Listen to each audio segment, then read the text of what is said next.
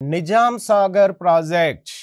నిజాం సాగర్ ప్రాజెక్ట్ని మంజీరా నది పైన 1923-31 మధ్య కామారెడ్డిలో నిర్మించారు. అంటే ఇదివరకు ఇది నిజామాబాద్లో నిర్మించారు.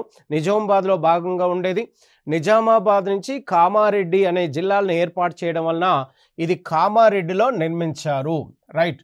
1923లో దీని నిర్మాణం ప్రారంభించారు. 31లో దీని నిర్మాణం పూర్తి చేశారు. తెలంగాణ రాష్ట్రంలో మొట్టమొదటిసారిగా 1931లో జల విద్యుత్తును ఉత్పత్తి చేసినటువంటి ప్రాజెక్టుగా దీన్ని పిలుస్తూ ఉన్నారు. రైట్.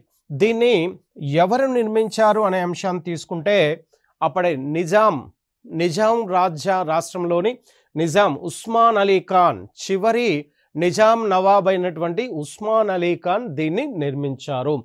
దీన్ని ప్రధానంగా సాగునీరు, త్రాగునీరు కామారెడ్డి, నిజామాబాద్ జిల్లాలకు త్రాగునీటిని అందిస్తారు.